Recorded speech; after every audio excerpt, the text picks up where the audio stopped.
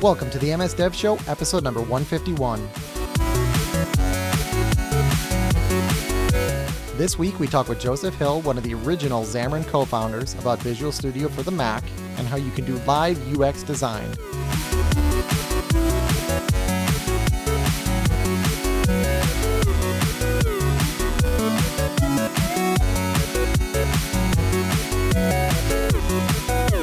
This episode of the MS Dev Show is brought to you by Expose, the market leader of .NET and Java APIs for file business formats. Natively work with DocX, XSLX, PPT, PDF, MSG, MPP, image formats, and many more. Right now we have Joseph Hill. He runs the PM for Xamarin and Visual Studio for Mac. So welcome. Hey, thanks for having me. Yeah, absolutely.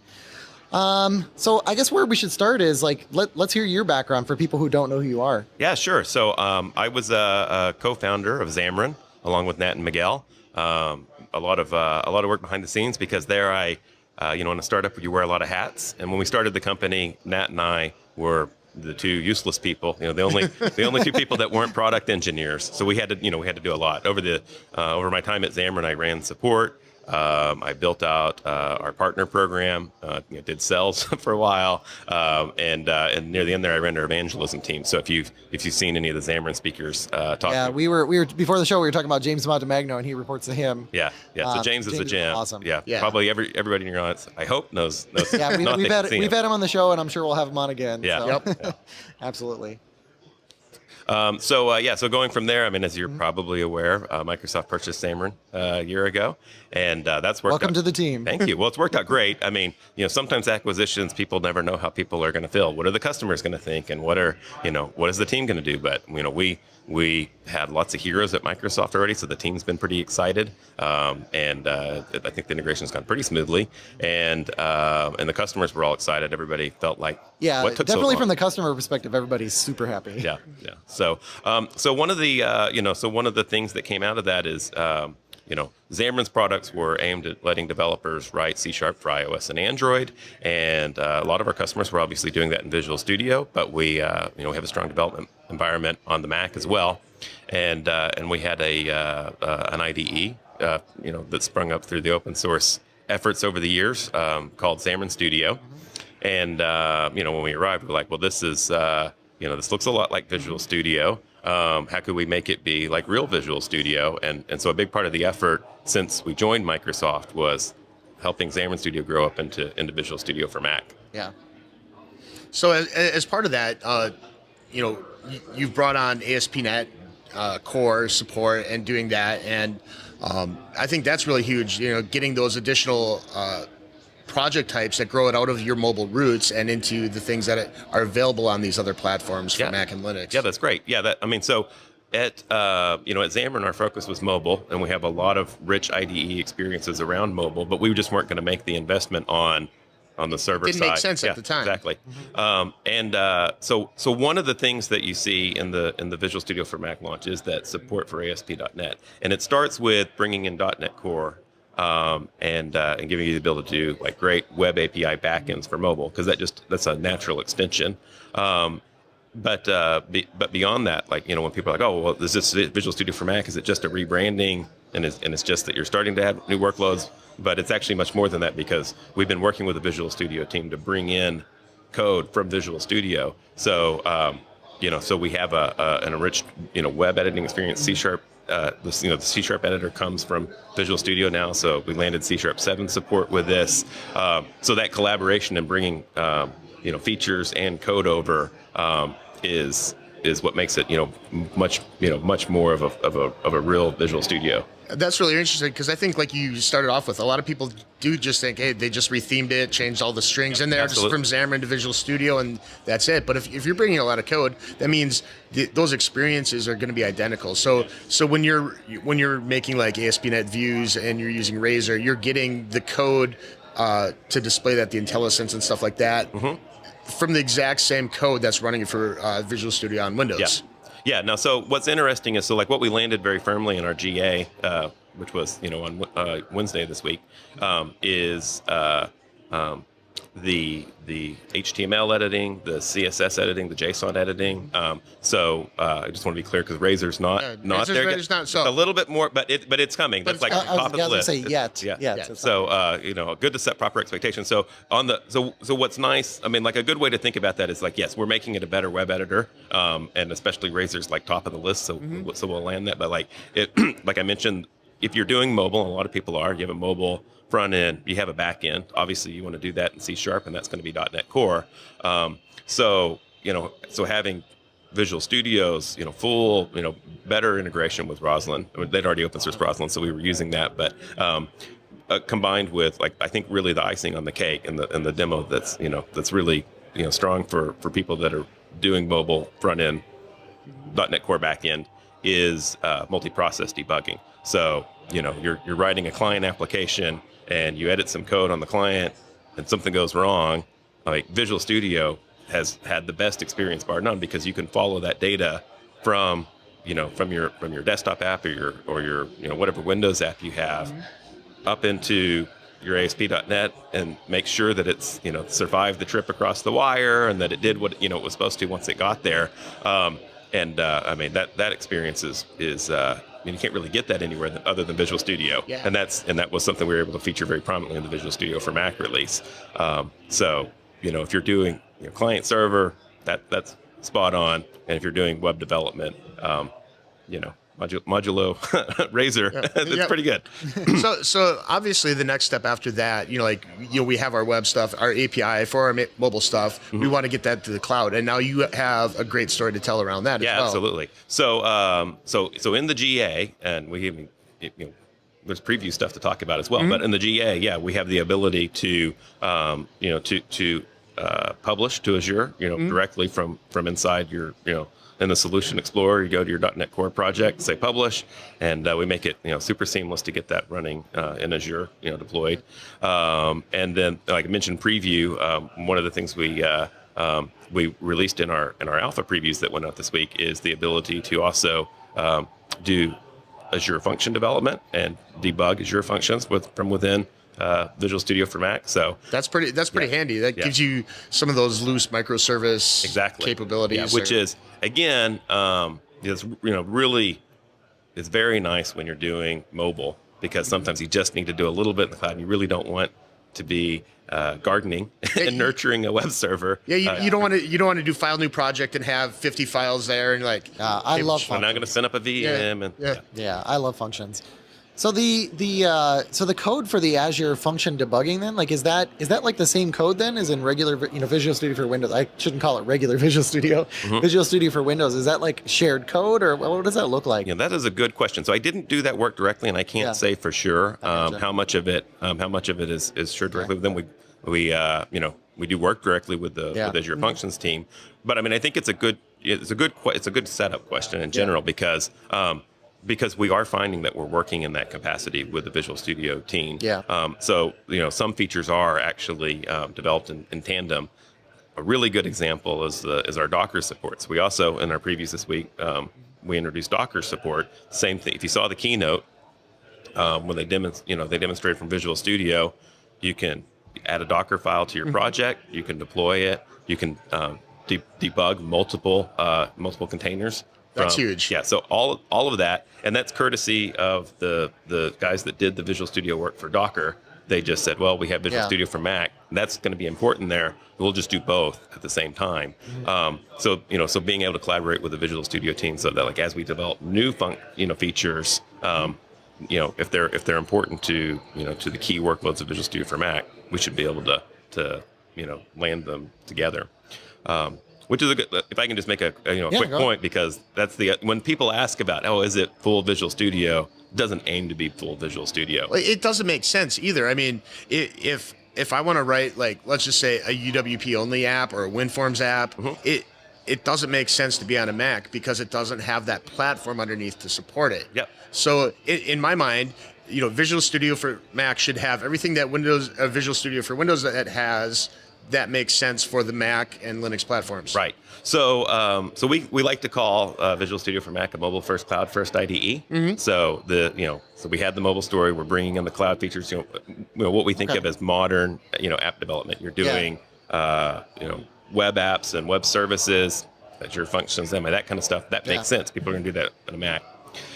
We have a particular focus on collaboration. So we know we have lots of developers in heterogeneous teams. They're using Visual Studio, and there are people on the team that have a Mac. So how do we enable those teams to collaborate? Well, we support the Visual Studio solution and project format. So you have solutions, the kinds of stuff that these teams are working on right now. Those projects are supported, across the team. You can collaborate and pull the same solution project files down on either side, and that stuff works like you should expect.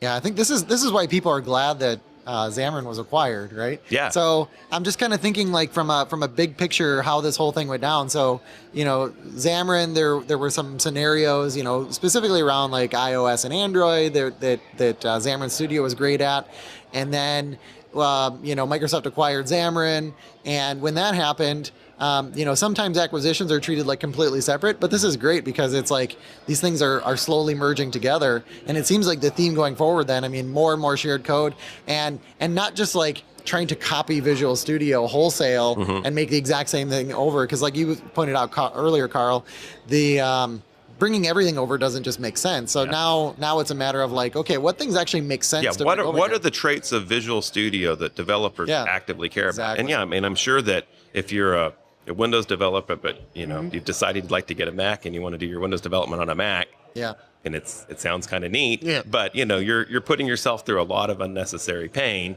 and it's just not a common scenario. So, some people are going to want that. Everybody's going to have a pet feature. Yeah, the grass isn't always that much greener on the other side. But there are a lot of people that they just do web development, and maybe in the past their company had been like you do that on Visual Studio, so therefore you need a Windows machine. But they would much rather, they have a Mac at home, and stuff like that, and now that they can actually have their work give them the environment that they're more comfortable in, and and that's going to be productive in. And that's going to be true for a lot of the workloads we support, which is iOS, Android, Mac development in particular. It's sort of the same. The Mac development support in Visual Studio for Mac is kind of similar, to why we do that. Have a Mac. Yeah. So if you're on a Mac, you can do full client development, full desktop apps for the Mac in .NET in C#, and you're going to have a great experience. And we support the Mac projects in Visual Studio, the Xamarin Mac projects already, and people use that, and especially if you're collaborating and you have solutions that have those projects in there, you want that support in Visual Studio as well, but you're probably actively developing the thing on the Mac, so that makes sense. Although this is something that just popped in my head, and I know that this is very early, but with the announcements for XAML standard, we actually could in the future. Obviously, it's going to take a little bit for this to happen, but you actually might be able to start making a XAML standard app that would run a client on Windows from the Mac. So that actually makes it really exciting times. Yeah. So so we'll monitor what the interest is on what people. There's lots of things people want to do. So where if that lands in particular, like the idea of how much Windows development do you want to support on the Mac. That being said, what you said about XAML standard and the way that we're working with that, with our Xamarin Forms cross-platform solution, and growing that standard together. Xamarin Forms has a backend for Mac and a backend for UWP. We've announced that we have in open source, you can see it being developed, a WPF backend, GDK backend, so you can, XAML can take you to all of these platforms. So yeah, I guess there's some truth in that, but it's a little bit more projection at this point, but it's really exciting to see these possibilities. With the announcements that weren't on your team, but really affect your products. Yeah. So actually, we work very closely with the Windows group on the XAML standard, and so where it is right now, that comes from a lot of us collaborating. We have I think I can't speak for the Windows team, but I think their objective is to make to make the XAML experience great for first class on Windows, UWP, WPF, and to make those their existing developers happy. We have the same thing with Xamarin Forms where we have a different XAML. So how can we grow the two together without slowing down the progress that those developers on those platforms are making. So that's a great collaboration that probably would not have happened if we were Yeah, if we exactly. were separate Exactly. companies. These are exciting times, Yeah. for sure. So one thing I wanted to touch on just a moment ago that we kind of almost went in this direction was around what makes Visual Studio, right? So it's not necessarily absolutely everything you can do in Visual Studio, but the things that people expect, like solution and project support, Yep. first-class support for C#. At a deeper level, things like multi-process debugging, where you're like, yeah, those were the powerful features that made made people fall in love with Visual Studio. And let's make sure that those are the things that are available in Visual Studio for Mac. Yeah. Very cool. And then before the show, you had mentioned some IoT features as well. Right. Yeah. So as I mentioned, we have previews available today with Azure function support and the Docker support, and which I touched on both of those. And then the other big feature that people are excited about, especially our mobile developers, is that we now support IoT projects in Visual Studio for Mac as well as Visual Studio. So that's a feature that we were working on that we developed in tandem for both platforms because we were talking to mobile developers. They're like, well, I like Xamarin, I like C#, but my mobile project has an IoT story, and in the mobile space, the lines of IoT get blurred because some people just want to use their mobile device as another IoT device. Like, this is a sensor. Right, it has. Oh, I gotcha. Because I was going to ask you, like, what do you mean by IoT in this report too? On mobile, like I said, it means both things. People do things like speak It's to a T. you speak to it's a device, and that's right. But it's a device, and maybe you just want to talk to IoT Hub and make decisions based off of data that you have in Azure. So the IoT side of it is controlling your IoT, and a lot of people do that. And then the flip side is, I have sensors, and I also have sensors on the phone. They're collecting the same kind of data. I'm writing the same kind of code, and I want to share that code from the devices that I'm building and the mobile devices that I have, in the field, or that my customers have, whatever their scenario is. So we were hearing increasingly that people want to make sure that they had the IoT side of the story covered with C# and the ability to share the code to those devices. So we have we've got some good demos online. We'll get a video posted because we didn't get to it in our presentation. But about those kinds of scenarios and the things that you can do, particularly with Azure and cognitive services and IoT Hub. Aspose offers a powerful set of file management APIs with which developers can create applications, which can create, open, edit, and save the majority of popular business file formats. Their product range supports a multitude of file formats, including Word documents, Excel spreadsheets, PowerPoint presentations, PDF documents, OneNote, Outlook, Project, Visio files, popular image formats, and many others. Aspose produces APIs for .NET, Java in the cloud, which can be utilized in almost any modern language available today. Visit www.aspose.com for a free 30-day no limitations trial. And if you get stuck, message the friendly support team for help. All technical support is offered free of charge. Remember, if you're a lucky winner, you will receive a free developer small business license for Aspose.words for .NET, a powerful toolkit to work with Word documents in your applications. Yeah, I kind of wanted to deep dive into the Azure integration. So, I mean, I'm not sure what capabilities are there.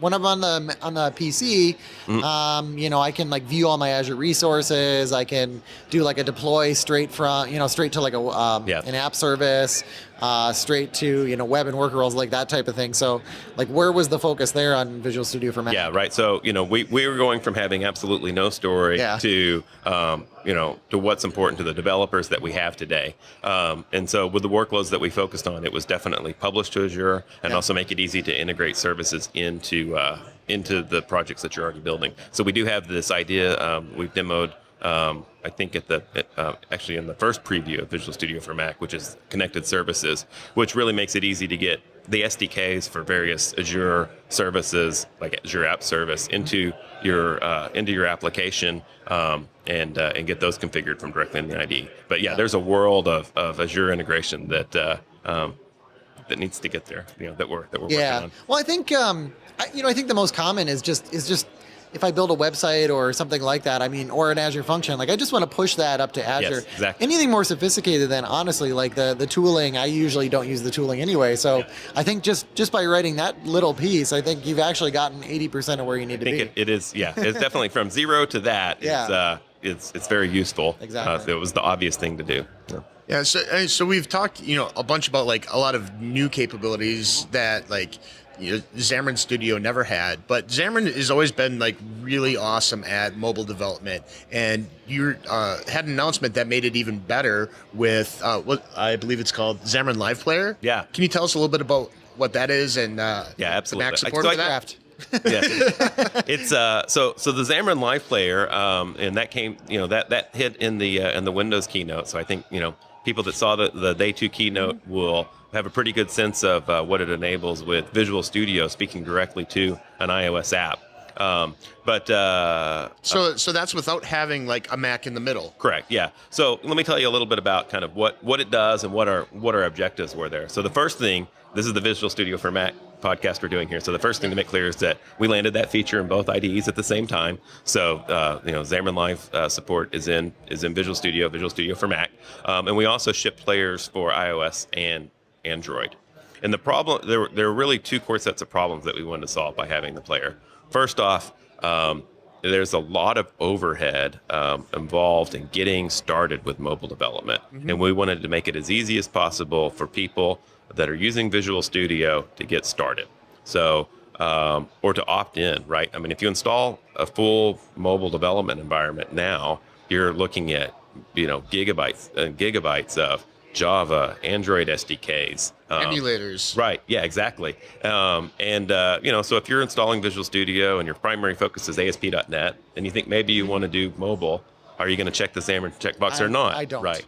So we want to make sure 20, 30 gigs. Yeah. Right. So we want to, so you're right, it's 30 gigs. So so if you do a minimal Xamarin installation now and you don't install all of that and you just want the SDKs, you can have a full Visual Studio with no other workloads, 5 gigs.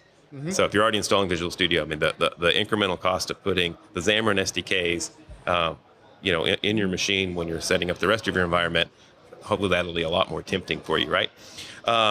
The configuration of a Mac is that's an impediment to figuring out if that's even a thing that you want to do. So if you're thinking, well, I would like to do mobile development, but I have to have a Mac, and I'm not going to, I'm not sure I'm ready to make that commitment right now. I would like to see what it's like. What do the C# APIs look like? Am I going to be capable of building the solution that I want to build with Xamarin? Let me find out how far I can get, and the Live Player enables that.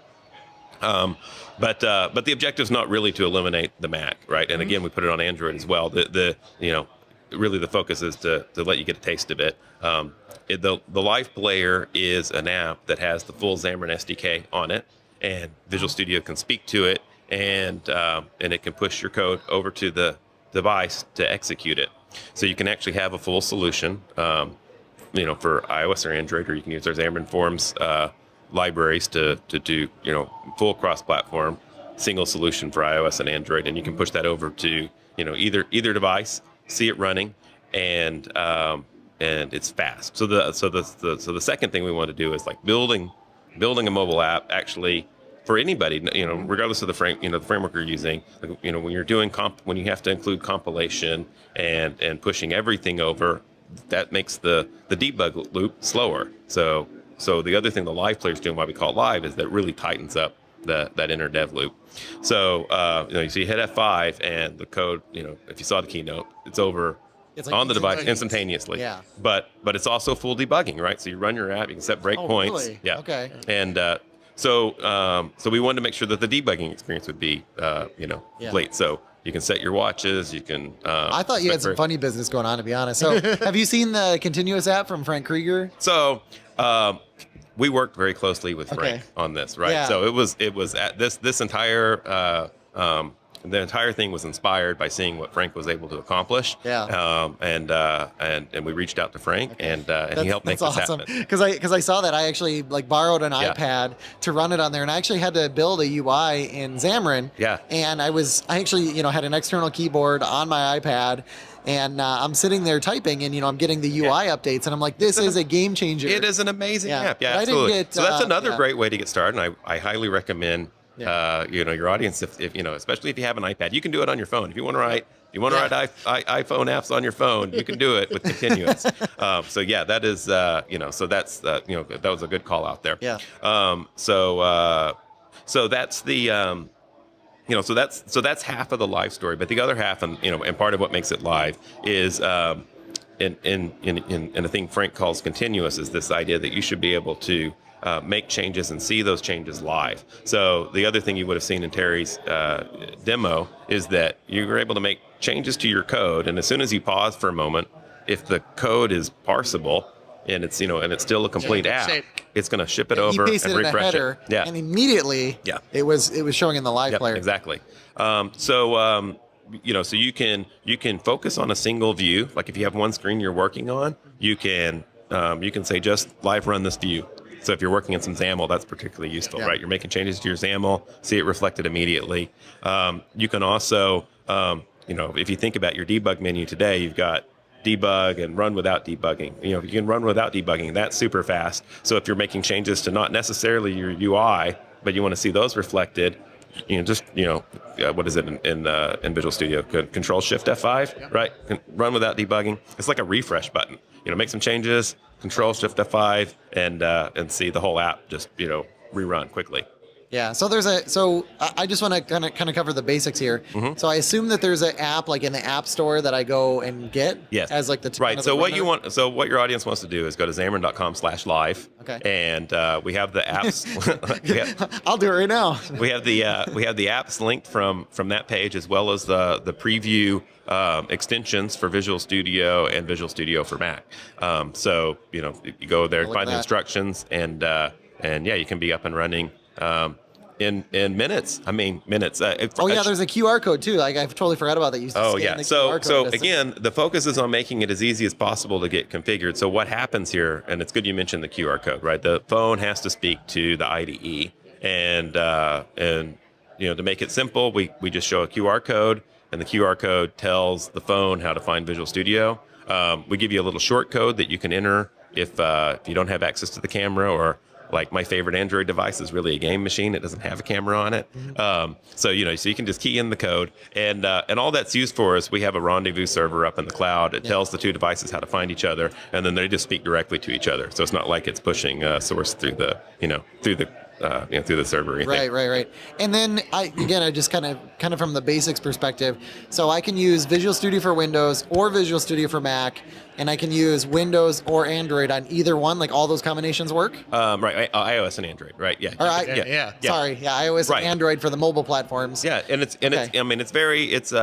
pretty intuitive. So like I said, if you have an iOS project, it's going to let you push it to an iOS. Xamarin iOS project's going to let you push it to the iOS player. If you have a Forms project, you just, say run my app, and it will do the right thing. If it's pushing to an iOS, paired an iOS device, it'll run. Android, it'll run. And it supports navigation. Like I can actually use the whole app then? Right. Yeah. The whole app is running. That's a good point. There are absolutely limitations. Eventually, you're gonna want to grow up to a full installation. Mm-hmm. So you can run the full app, and then at some point you're going to hit the limitations, and you're going to make a decision to either do things a different way so that you can keep working with the player, or eventually to be to go ahead and install the full SDKs. Let me just give a quick example. If you were, we support Xamarin supports 100% of the native APIs. So anything you can do in Objective-C or Swift, you can do in C# with Xamarin, or if you can do it in Java, we have those APIs in C#. So if you're using native storyboards on iOS or native Android layout, you're not going to have any of the editors for that. We make some attempts to read those files, but they don't necessarily. It's not the focus, because you're not going to have the editors if you didn't do a full installation. So you're probably better off just getting a full installation for that kind of stuff. Like I said, you can bend the way you work though. Xamarin Forms has XAML. And so if you do a Xamarin Forms project, you can do all your layout in XAML. Yeah. And in fact, if you wanted to do a native app, but you don't have a storyboard editor, but you want to use all the native iOS controls, and Xamarin Forms doesn't have enough controls in its toolkit, well, Xamarin Forms lets you, you can just say iOS : whatever bring control. The native one in. Right. Yeah. So you could use Xamarin Forms, XAML layout in any app, and so you could just have a XAML file with pure, all pure native constructs underneath that. So that would be an example of bending your app to meet the player. But again, at some point, you're going to want more of that functionality. Well, I think the reason is worth calling out is whenever I talk to somebody who starts to think about using Xamarin or now Visual Studio for Mac, they want to start doing basically like XAML forms, and they want to make like an iOS app. Step one, buy a Mac. Right. Yeah. Exactly. And they're like, what kind of Mac said, should I get? And I think they just give up at some point. Right. No, I mean, I think a lot of people have. If you're at a company that might be small to medium size, but you have a small developer team, you got 10 projects you could be doing. And you got to make a decision what you're going to do next. And you work with your manager and you're like, well, we got the mobile thing. We'd like to do the mobile thing, but I don't have a Mac. Maybe we'll do that later. So, giving you the opportunity to figure out, it's like, oh, no, you act right. We could do a successful iOS project. So yeah, that's, I could spend a week with the player, and get a lot of an app built and be like, yeah, okay, now I get it. Now I can install a bit more. So that's why I think there's two main aspects of that. The fact that I can get started quickly, and then watching the changes essentially in real time. Both, if you had only done one of those, I think that would be kind of earth shattering. Yeah. But the fact that you have both is just huge. I mean, when I install Visual Studio now, I'm going to pick that option. Yeah. Because I'm gonna be sitting there one night and feel like doing it, and that's going to be amazing. Yeah, that's awesome to hear. Yeah. That's exactly what we wanted. Yeah. So, we covered a lot of big announcements. I think we covered all the big keynote and GA announcements. Is there anything that we left out? Yes. Oh. Yeah. No. I mean, this has been a big one. I mean, a lot of teams, focus around build. You never know how big your feature is going to land. Yep. I don't have a list in front of me. I feel like we almost mentioned something that I knew was going to be interesting. Oh, Unity. That's the big one. Okay. Yeah. Okay. So, and that's so the Unity, the Visual Studio Tools for Unity team added Unity support for Mac. And Unity, if you get Unity today and you're doing Unity development on Windows and you're writing code, you're doing that in Visual Studio. That's like the default experience is Unity in Visual Studio. And we didn't have the equivalent on the Mac. And Unity has a fair number of, game developers, a lot of, especially indies, they have Macs. So the Visual Studio tools, Jebe and his team took an active interest in making sure that we could have an equivalent story in Visual Studio for Mac, and he delivered the whole thing. So everything you can do in Visual Studio tools for Unity, you have that same functionality on the Mac. That's huge because that's, I believe, the number one way that games are powered is by Unity. So if you're, I don't know how much of your audience is game development, but if they're not, you want to know that number one, Unity is an incredibly popular workload in Visual Studio because Unity it is the top, the top game engine out there. And what's great about that for all of us as Visual Studio developers is that is C#, right? Yeah. Tons of people are using C# to do not just game development, but really anything in VR, AR, mixed reality. So C# is the number one language for VR, MR, AR. Oh, that's such a great point. Yeah. So that's what we definitely want to encourage that. And to me, it's a very exciting space because, I have an Oculus and I enjoy doing VR. Never going to be a VR developer. I'm not a game developer, and the amount of work that it must take to develop an entire 3D world. But when you look at AR, that's real, that's happening. And as app developers, we're probably all going to have to do some AR because it's so useful to business, and it's actually very approachable because you're bringing in a little bit more of recognizing the world around you with having coordinates out there that you map against. But then a lot of what you're doing is just displaying data. You're projecting 2D. It's an app. That's such a good point because actually, when you think about it, any app on your computer is already AR. When you think about it, right? I guess it is in reality. So you're not augmenting it, but you're augmenting it. Yeah, but it's become incredibly common. It's become incredibly common in phones because phones know so much about where you're at, and then they can give you location-aware information. Yeah. And some of them will do camera overlays, and that's what becomes the AR. I think. I don't think any of us should be, as developers, afraid of whether or not we're going to be able to jump in and do AR. Yeah. So having the C# skills and knowing that that's very accessible to us, that's been a focus of our team. So we have more 3D libraries like Urho Sharp, but obviously making Unity available for everybody in Visual Studio. I think that's a big part of what makes it exciting to be a C# developer now. Okay. Yeah, that wasn't even part of the big keynote announcements, right? No, it was a big part of our. We had JB on for our Visual Studio session, so you should go check out the Visual Studio session. Very cool. Miguel and I did on Channel 9. As I mentioned, it doesn't show off all the preview stuff I talked about, but go download the previews, and now you listen to this podcast, you know everything you should check out. Okay. Anything else? No, I think. Okay, so Unity was the big one that was missed. Okay. You know, I just say I'm really excited because, I mean, see how much it's grown so quickly to come really on par with the Visual Studio that most people are familiar with on Windows. I mean, it really is an exciting time to be a developer. Yeah. And it just removes a lot of friction.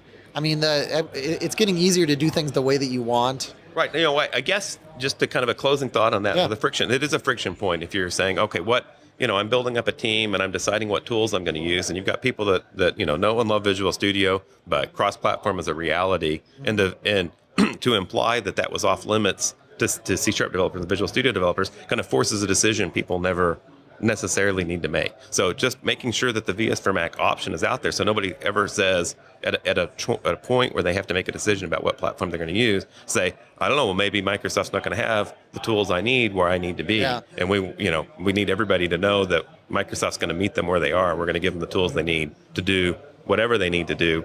And they're going to be powerful, great tools.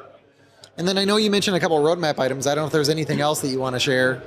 Forward-looking. Well, like I said, I think Razor was the big one. Yeah. ASP.NET Core 2.0. So if you install Visual Studio for Mac today, we're going to give you 1.1 because that's the stable thing that's out there. But you can get 2.0 working with the Visual Studio for Mac previews. We have some docs on what you're going to want to change configuration-wise there to support that. And then, of course, once .NET Core 2.0 comes out, that's probably the next big milestone. We'll be looking to, to land some more features. But I mean, yeah, it's exciting times. There's lots to pull over. We want to hear what developers want to see in there because we want to definitely prioritize that. Very cool. Anything else, Carl? One thing that just popped in my head when you talked about what people are expecting. So Visual Studio for Windows has like a vast extension piece to it. Yes. Does Xamarin for Mac have any plans to integrate those same or similar extensions? So part of our fact finding with the Visual Studio team was very interesting to see how not just how extensible Visual Studio is, because people know that people develop extensions there, but Visual Studio itself is very cleanly architected, and at the same time Visual Studio for Mac, or what was Xamarin Studio, also was built with extensions in mind from the beginning. Almost anything you do inside of Visual Studio for Mac is actually an extension, and you can go in and in the file menu, in the Visual Studio menu, you can check out what extensions are installed and turn features off and on because it's all extensions. In the pre-Visual Studio for Mac days, we as Xamarin, we never had a focus on trying to build an ecosystem. We didn't necessarily want the IDE to be a platform for other people to try to put functionality in. But obviously, as Visual Studio for Mac, we're very interested in that. So it's very extensible. We have great docs online at a URL that I can't remember off the top of my head. But yeah, if your audience is interested in developing extensions for Visual Studio for Mac, it's pretty straightforward, very extensible, and we encourage people to do that because Visual Studio is a big part of the power of Visual Studio are the productivity features that third parties bring in, and you can do that in VS for Mac. Perfect. Well, thank you so much for coming on here and talking about Visual Studio for Mac, along with all the other great stuff around that. Yeah, absolutely. Thanks for having me.